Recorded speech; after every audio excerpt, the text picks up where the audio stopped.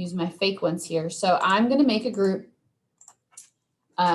for these students. So I've clicked on them and I'm going to go up here to action and create group. Once you do that, you'll need to name your group. It's really that fast. But this will save you a lot of time in the end when it comes to progress monitoring. So when you name your group, you want to be sure for Ms. Barron and for yourself and for Ms. Sanders that you're putting your last name first. Don't just put period 2, because you have a lot of teachers in your school and they all might put period 2. So you need to put your last name first so that if they're trying to look up a group or if I'm trying to help you fix something, I can easily find your group. So last name first, probably your content. And then if it's by period or if it's by TEK or how, if it's after school tutorials, then you would name it something. So I'm going to say like period 4. It might be after school tutorials. So go ahead and be specific about the naming of your group so that you can find it easily. All the students should be listed here. You can add or delete more from here if you need to, and then you click save. It will automatically take you to the next piece that you need. So you don't have to remember to click anything. Once you save, it's going to take you right to the next section. Okay. And again, everything that I just talked to you about is on that guide that Ms. Sanders sent out. We can always reshare that. So if you want to take notes, that's fine. Otherwise, it's going to be there very explicit. So this is my group that I just created. There's my group name. And this is going to be a reading plan. So I'm going to click on reading. And I will need to add my goal and then add my intervention. These are the 2 things you need to remember to click on now. So first, we're going to add a goal and a progress monitor for that group.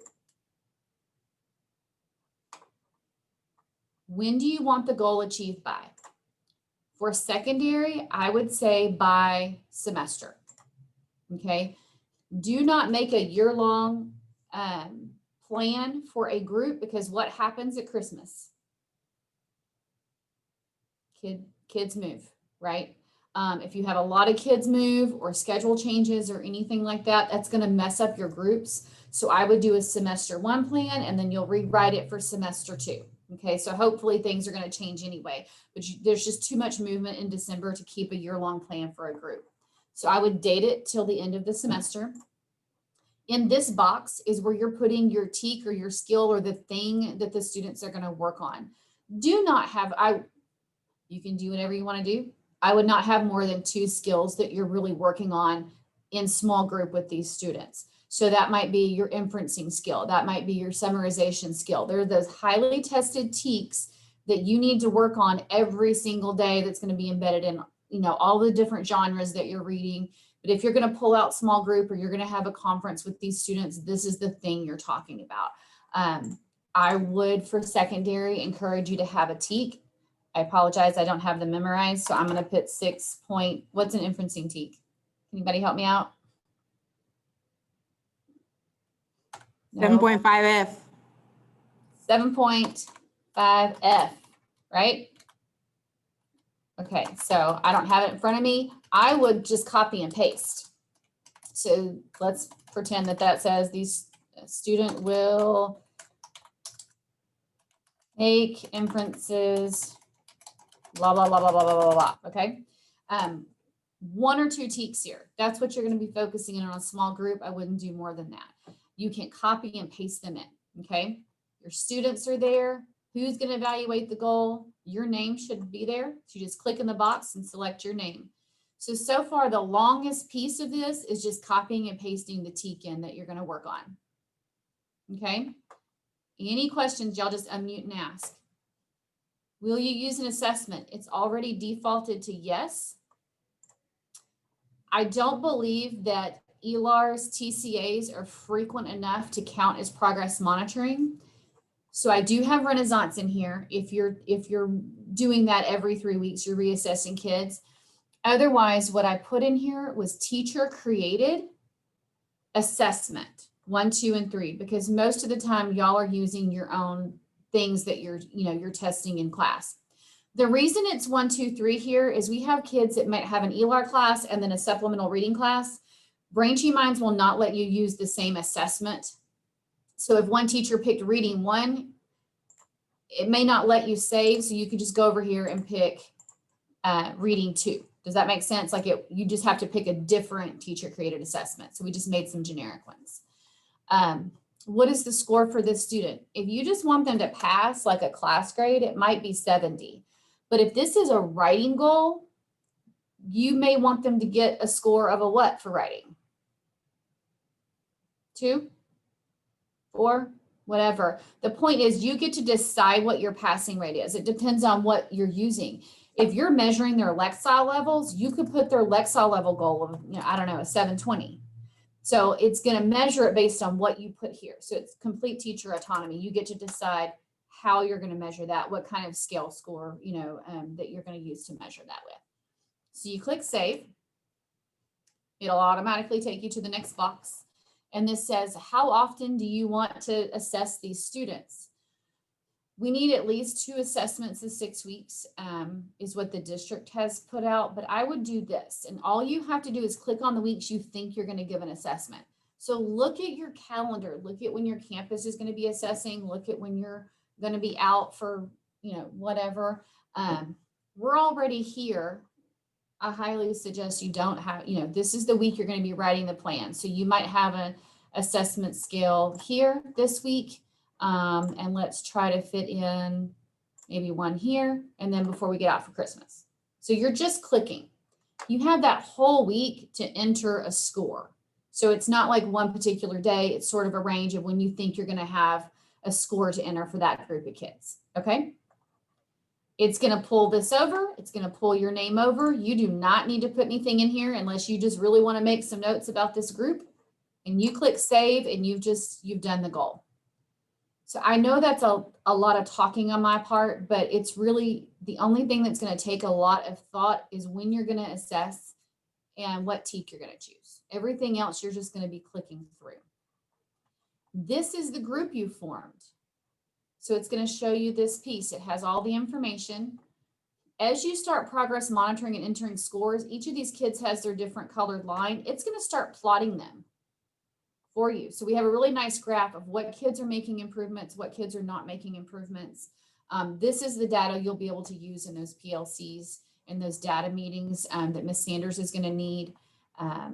As you progress monitor, it's going to start tracking the intervention minutes that you've provided for kids and all that kind of stuff. Okay.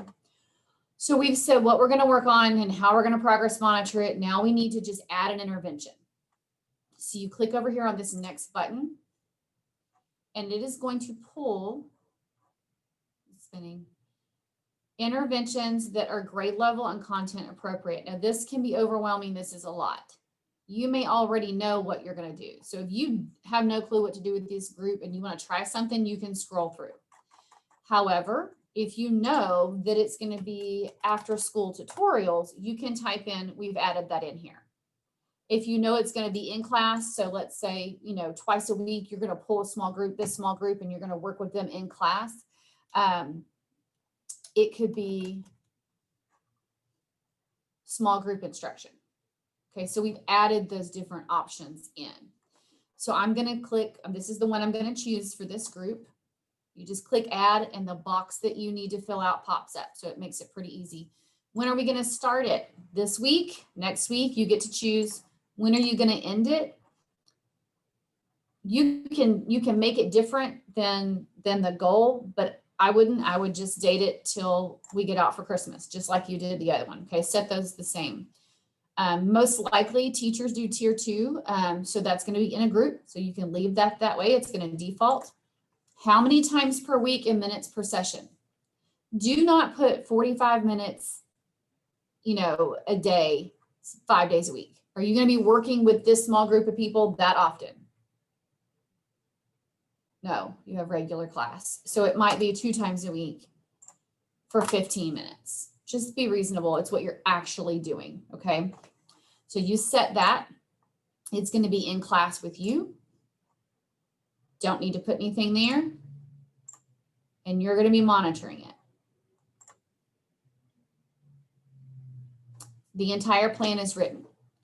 Now, what's great is if you put these kids in a group, you just wrote the whole plan for that group. All of this is actually sent to their individual plans. okay? You get to monitor it and add notes in to the group, but it will be sent to their individual pages. So instead of having to write this plan on each individual student, you've written it for the whole group. It gets sent to their profile pages, their dashboard pages, but it's going to be easier for you to monitor. So let's look and see what that looks like on the monitoring side. And I know I'm going through this quick, but hopefully then you'll have time to ask some questions. So the benefit of also doing this is you do not, hear me, do not go to each individual kid to progress monitor them. Don't do that. That will take a lot of time to click on each kid. What you're going to do is go up here. There's little double checks. Mine has 163 overdue to-dos. I have a lot of fake plans in here. You'll click up there when you go to progress monitor, and it's actually going to send you a weekly email that says, hey, you need to go do your progress monitoring. So you click up here and you will monitor. So I'm actually going to find the group that we just created. Here we go. We named it ELAR something. We'll just use this one. This is perfect. So you'll go in and it's going to say, hey, you met with these 3 students and you said you were going to meet with them 3 times a week for 10 minutes. Did you do it? Yes or no?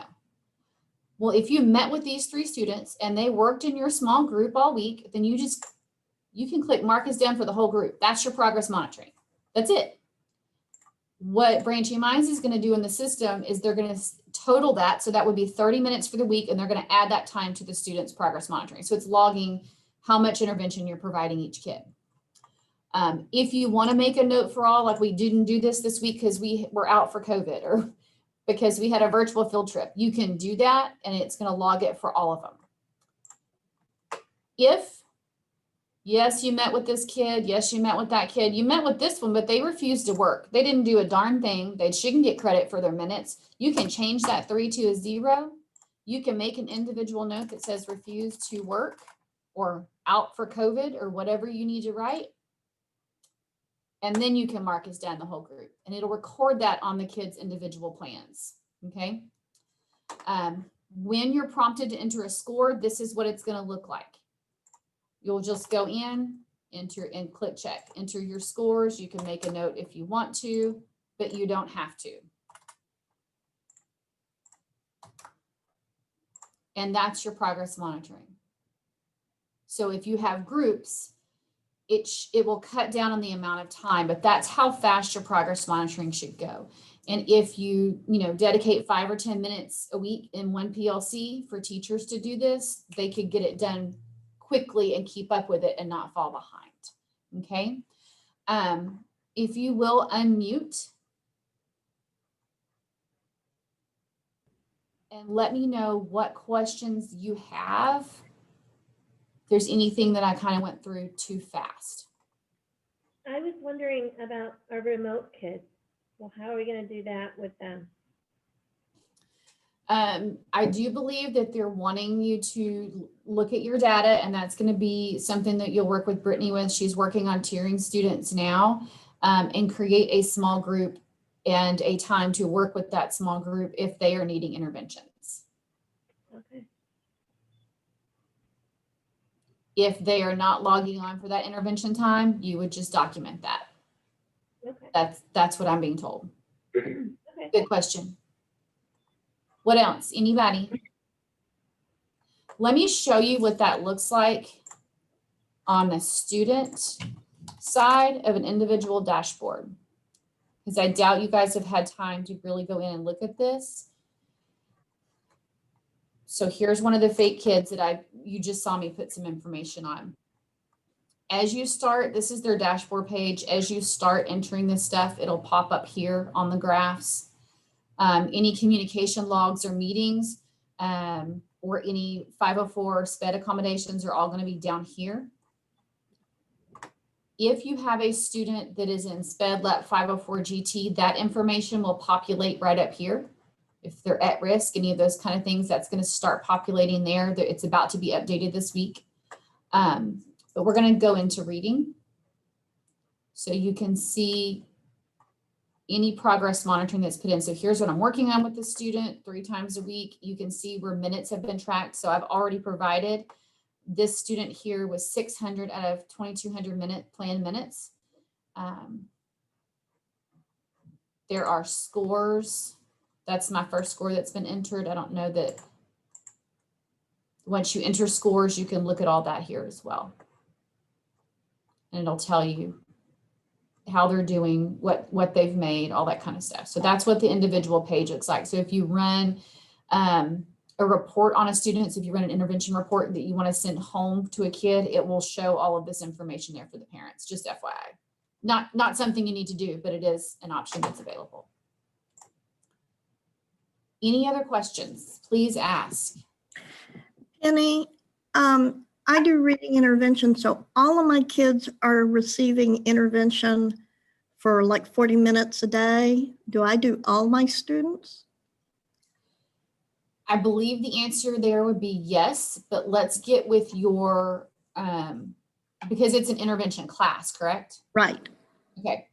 I believe the answer is going to be yes, and I can help you with those groups, but let's talk to your campus. I'm going to be meeting with Brittany later today, and that's something that we'll, and Ms. Barham, it's something that we'll probably discuss on how they want that to look. Okay, because I know last year we did all of my students. Mm-hmm. I have a feeling that's probably going to be the case because they need that data. But I want to be sure that that's discussed with the campus first. Okay, thank you. What else? Anything? Okay, if you need help with groups, that is my job. So I can Zoom, I can help you.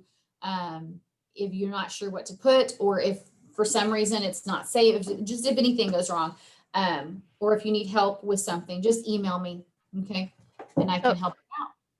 Okay, Ms. Graeber. So just before, I know I'm going to sound like an idiot when I say it this way, but I also know I have a lot of new teachers on my team. So I want to make sure that we've got the absolute basics down, and that if I'm thinking this incorrectly, it's corrected right here and now. Okay. So can you hear me okay? Yes. Okay. So what we're saying is, after we take our unit exam, we are going to then choose the students who need intervention. These are our MTSS students, our tier 2 students primarily, and tier 3 students. We're going to group them by the TEKS that they need most help with. We're putting that information in here, and then we're putting in what we're doing in small groups to hit those TEKS. And so what needs to happen is, after each unit exam or mid-unit exam, when we're checking how they're doing, that's when the groups and things will change. Is that correct, or do we need to correct that? Not necessarily. So the district has put out that they're using the Renaissance Star to tier students. Brittany and I have had a conversation about the fact that while most of the data is accurate, we've got some inaccurate data with the Renaissance Star, because we have kids that we know are not tier 3 that kind of blew off the test, and we have, we always have those situations. And so we're going to be looking at multiple points of data and actually tiering all the students. And the reason I say not necessarily like math, they test every 2 to 3 weeks. So we don't want the changing that frequently. We really want to pick some math TEKS that are those, like the problem solving that are going to run for the semester. And so that would just be a lot of change. And I think very difficult for your teachers to redo this every time that there's a district test. So, okay, so that's the question that I have, because each district test, we're focused on different TEKS, and ours go 7 weeks, 4 weeks, 6 weeks, 5 weeks, 5 weeks, like that. So they're further apart. So what happens when one of our district tests did not include the TEKS that we're working on with these students? So for RTI, it's really about what are those big things that they're missing, that they need to work on long term. And that can be a campus decision. If you want to rewrite them and refocus every time that there's a unit test, you can do that. But that's not in the manual. It's really about what, like, for instance, you have a group that they cannot summarize, whether you're doing summarization for poetry or for, nonfiction, or that they cannot do that. And that's what they're going to be working on. Maybe it's academic vocabulary, some of those bigger TEKS that these are your low babies that they're always going to need to be working. If you want to change the TEKS, you can keep the group. So that would be the easiest thing to do is after each test, revisit what teach you're going to focus with for that group, because you can go back into that plan and edit it and change the teaks and keep the same group. Okay. That would be the best way to do it, so that So- the teachers aren't having to regroup their kids every time. Gotcha. And so unless we're hitting something very specific that's very big, we're going to be hitting inference, we're going to be hitting summarization, we're going to be hitting the ones that show up all the time. I And would, that's what those groups need to focus on. I would. And our But teak-based if- small group that comes out of like our unit test, we may be doing other small group intervention for that, but that won't necessarily be tracked here. It can be. I would just have it be, I would try to get your group stabilized. So if you wanted to do it by period, you can change those teaks. Let me show you something. If I go in, let me just show you how to do it. Let me find the fake group. I'm still sharing my screen, right? Yes. Yes, ma'am. Okay. So here's the one we just wrote. All they have to do is find their group, go over here to the little pencil, reading, and you can edit your teaks right here for that group. Okay. So I And- know you said don't pick more than 2, but say we've picked 1 or 2 that we're focusing on. Could we add 1 if we see that we're going to be spending time on that? Yes, you can do, that's the great thing about this. You can do anything. The teachers can do anything. So all they have to do, they can leave that one and they may add another one, and then they just hit save. So Okay. you go into that little pencil and you go to these 3 little dots right here on the goal, and you can just edit that. So every time that you have a new district test, if there's a new teak you want to focus on, or maybe you're not going to work on this one this 6 weeks, take it out, put what you're going to work on, but keep the groups the same. I mean, you don't have to keep the groups the same, but I would, just because To save time. it's going to be so much easier on your teachers if they can Yeah. keep the groups the same and just change what they're working on. Okay. That's the easiest way to do that. That's Okay. what Gotcha. And if anybody is struggling with how to set up their groups, you're their direct contact. They just got to let you know. yes. Awesome. Julie and I split the campuses. So I have CCMS. That way we have fewer, we don't both have all 25. So we're available for teachers individually, in groups, whatever. Okay. Thank you. Yes. Good questions. Anybody else?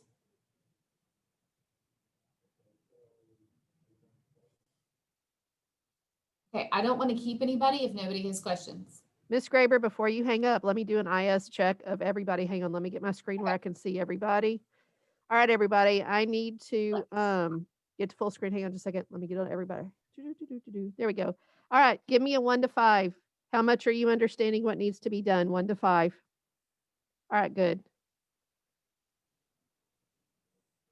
Okay, so if one of you comes back and says, I have no idea what you were talking about, I just held up 5 fingers, I'm sending you straight to Pennie Graeber. So don't even bother me, just go straight to Pennie Graeber. All right? All right, thanks. Yes. And Brittany, I'll see you in a little bit.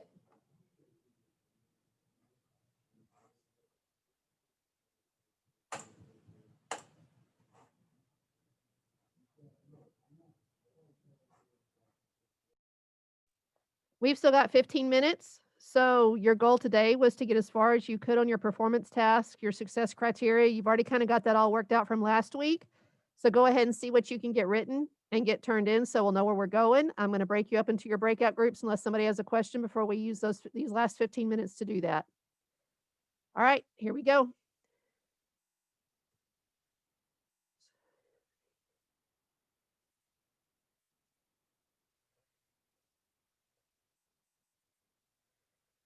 Rin, 6 today or 7? Gotcha. You should have your invite. Miss Donovan, I'm sending you to 8. They have already sent me theirs. I'm about to forward it. Did they send it to you too? Okay, so you've already got it? Good. All right. If you have any suggestions, let them know. You should have your invite. Miss Sanders, do you know? Sorry. Do you want to go somewhere? I can go with 6th grade. Did you hear me? I'm sorry, I can't hear you. Oh, you hear me Still now? can't hear you. From home? Can you hear me now? Nope. No. 6. Okay, I'm sending you to 6. Thank you. Mr. Lavenos, would you like to be in 6? Gotcha. You should have your invite.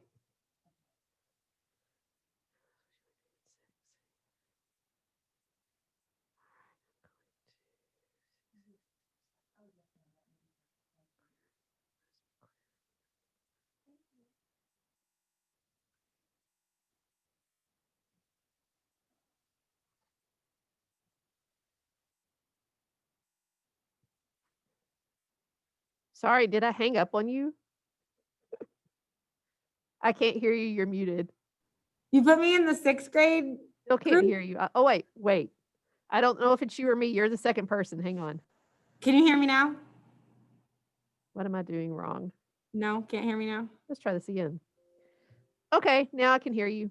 Okay, so you put me in 6th grade and I tried to leave and I left the whole meeting instead of leaving the group. I'm so sorry. All It's right. okay. I popped up. I said, hey, I miss y'all. Like, All right, hold on. I'm assigning you right now to 7th grade. okay. Rooms. Why am I not seeing you? Join. I don't want to join room 2. I want to send you. Why can't I see you pop up? Participants. There we go. More.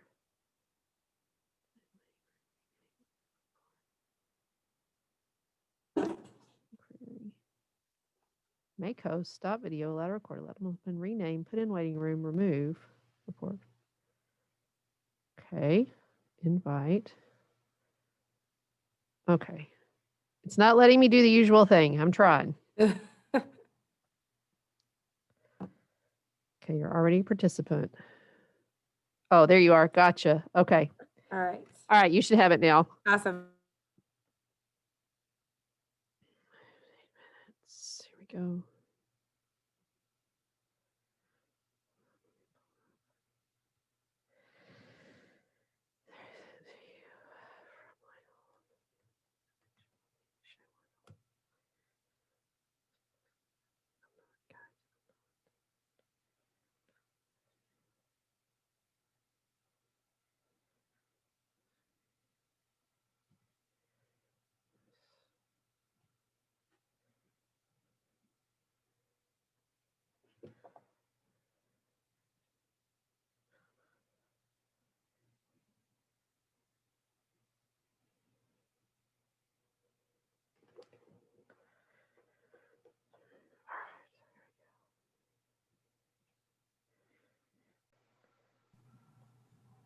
Okay. Did you find it? You should just be able to type like my name in your email and find it. That Do you- was the screens I didn't have up with email. Is it the exemplar, Shay, that you sent out? Do you want me to just share my screen? Yes, ma'am. All right.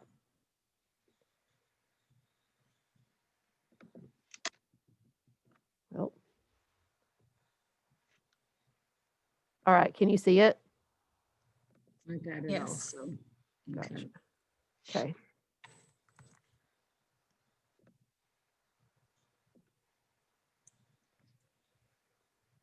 Monday and Tuesday we'd talk about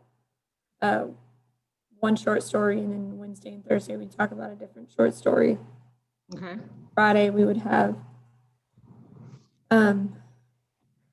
where they would present their comparison information to us via Flipgrid video or PowerPoint presentation.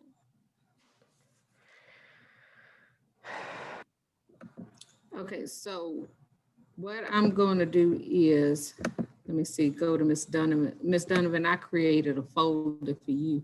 Let me see, I'm going to Donovan's folder, yes. And I'm trying to think of which story.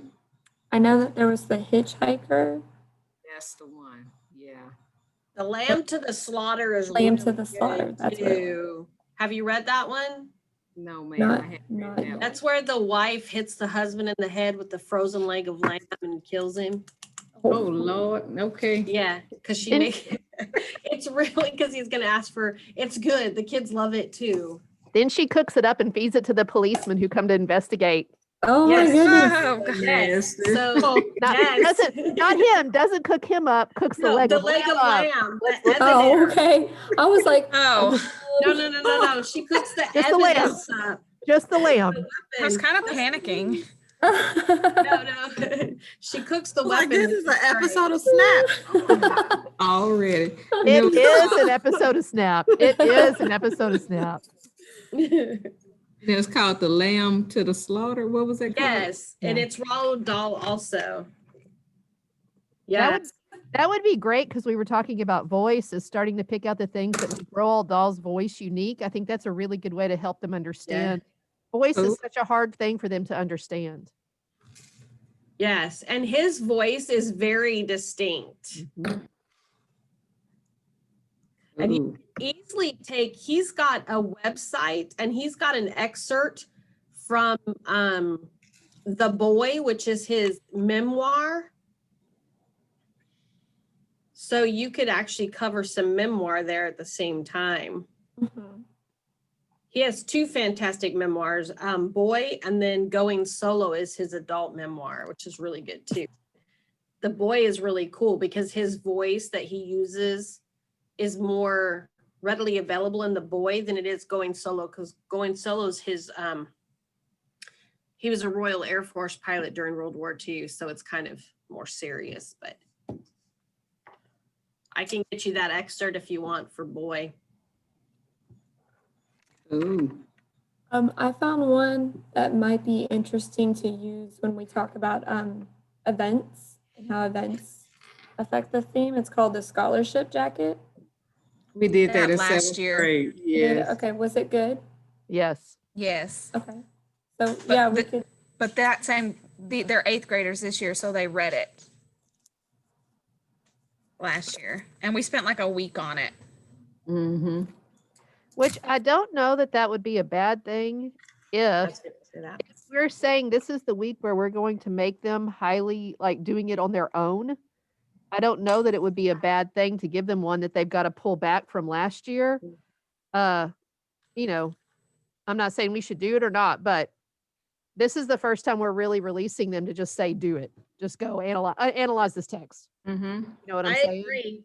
I agree. I think it's good for them to see a text again. Okay. Text they already have some confidence in, especially if you're doing a comparison with a text that they're just now learning. They'll have a little bit more confidence and so a little bit more chance of success with it. Because the rigor is the comparison of the two texts, right? So you've given Yes. them text and you're giving them something they're used to. So you've scaffolded the instruction a little bit more because they're a little more comfortable. Does that make sense? Mm-hmm. And I think I still have some of the information from the scholarship jacket in Google Drive as well from last year. So, Weinhold, I'm okay with that. What do you guys think? Roquio McCarter? Sure, sounds good.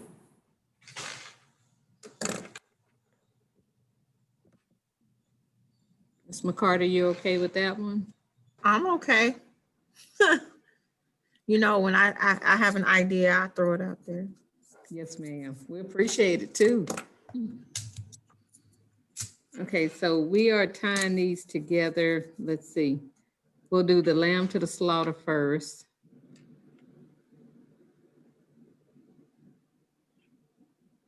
You're saying Rollo Dahl. Okay, can you spell that last name for me, please? DAHL. I think that's what it is. Yes. Mhm. Okay.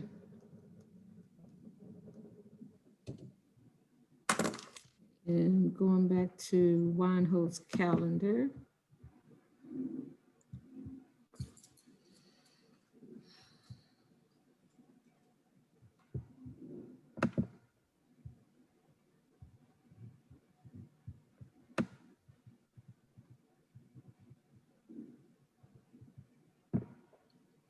Okay, analyze the purpose of character interactions. Juanjo, is there any particular day that that you wanted to work with?